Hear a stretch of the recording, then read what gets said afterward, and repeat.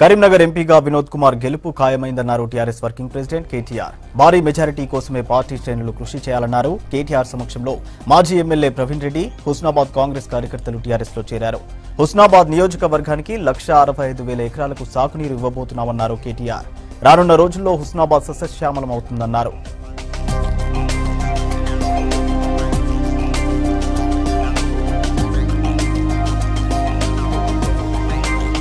మరి కాంగ్రెస్ పార్టీని ఈరోజు దశాబ్దాల అనుబంధం తర్వాత వదిలిపెట్టి టీఆర్ఎస్లోకి రావడం అంటే కొంత మనసుకు కష్టమైన, మరి ఇంత నిర్ణయం తీసుకొని ఒక కీలకమైన సమయంలో పార్లమెంట్ ఎన్నికలు జరుగుతున్న ఈ సందర్భంగా మీరందరూ వస్తున్నందుకు మీకు హృదయపూర్వకంగా స్వాగతం.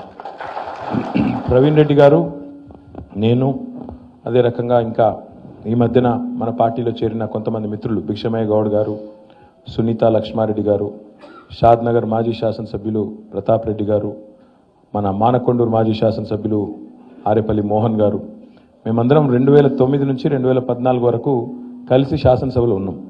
అప్పుడు మా అందరికీ మంచి, కరీంనగర్ జిల్లాలో మొదటి నుంచి కూడా మంచి సంస్కృతి ఉంది.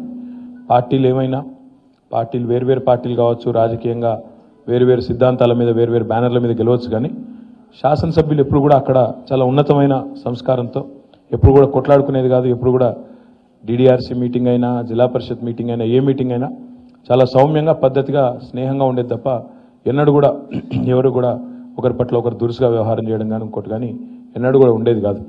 మంచి ఉన్నతమైన విలువలు, ఉన్నతమైన మరి కుటుంబం నుంచి వచ్చిన పెద్దలు ప్రవీణ్ రెడ్డి గారు. ఇప్పుడే సతీష్ గారికి నేను మొన్న ఫోన్ చేసిన, ఒక 3-4 రోజుల కిందట ఫోన్ చేసి, సతీష్ అన్న, మరి ప్రవీణ్ అన్న నిర్ణయం తీసుకుంటే మీరేమంటారు దాని గురించి అన్న అంటే, 100% అసలు మనస్ఫూర్తిగా స్వాగతిస్తానన్న. నాకు చాలా దగ్గరి సంబంధం వారి కుటుంబంతో.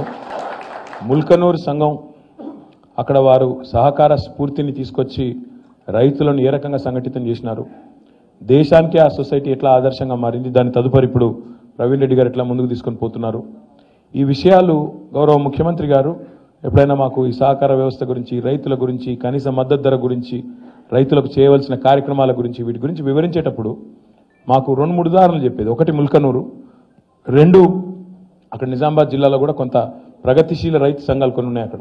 ఆ రైతు సంఘాలు అంకాపూర్ కానీ ఇంకితర కానీ ఇవన్నీ కూడా చెప్పేది. కాబట్టి వారి పార్టీలో, ఏ పార్టీలో ఉన్నా వారంటే అపారమైన గౌరవం ఉంది. మన ముఖ్యమంత్రి గారు వారికి ఒక మాట కూడా చెప్పినారు, మళ్ళీ ఒకసారి వివరంగా కూర్చుందామని చెప్పినారు, కానీ కొంతసేపే మాట్లాడగలిగినారు. మన ఎలక్షన్ సమయం కాబట్టి ఎక్కువ సమయం గడపలేకపోయినారు. ఒక మాట మాత్రం చెప్పినారు ప్రవీణ్ రెడ్డి గారికి, ఈ సహకార వ్యవస్థను మన రాష్ట్రంలో, ఎందుకంటే ఒకవైపు సాగునీటి ప్రాజెక్టుల నిర్మాణం జరుగుతున్నది బాగా వేగంగా.